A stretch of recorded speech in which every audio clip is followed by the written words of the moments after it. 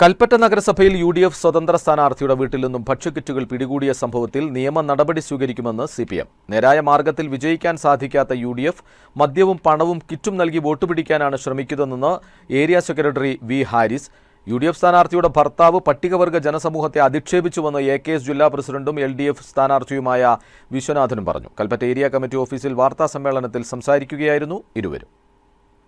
അടുത്ത ദിവസം Kalpetta municipal committee എന്നുള്ള നിലയ്ക്ക് ഈ സ്ഥാനാർത്ഥിയുടെ വീട്ടിൽ നിന്ന് പിടിച്ചതുകൊണ്ട് യഥാർത്ഥത്തിൽ തെരഞ്ഞെടുപ്പ് പ്രൊസീജിയർ ആരംഭിച്ചതുകൊണ്ട് ഈ ഘട്ടത്തിൽ മറ്റ് ഇടപെടൽ ഉണ്ടാകുമെന്ന് പ്രതീക്ഷിക്കുന്നില്ല.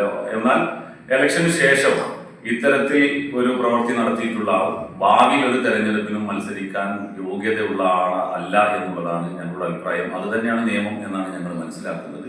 തെരഞ്ഞെടുപ്പിനെ അട്ടിമറിക്കാൻ ആളുകളെ സ്വാധീനിച്ചുകൊണ്ട് വോട്ട് നേടാൻ ഒരു സ്ഥാനാർത്ഥി തന്നെ നടത്തിയിട്ടുള്ള ശ്രമം എന്ന് പറയുന്നത് നിയമവിരുദ്ധമാണ്. അതിനെ ആ രീതിയിൽ തന്നെ നിയമപരമായി നേരിടുന്നതിന് വേണ്ടിയിട്ടാണ്. ഇനിയിപ്പോൾ അതിന്റെ കേസ് ഏത് നിലക്കാണെന്നറിയില്ല. അങ്ങനെ അത്തരത്തിൽ കേസ് വരണമെങ്കിൽ ആ കേസിൽ കക്ഷി ചേർന്നുകൊണ്ട് ഞങ്ങൾ ആ കേസ്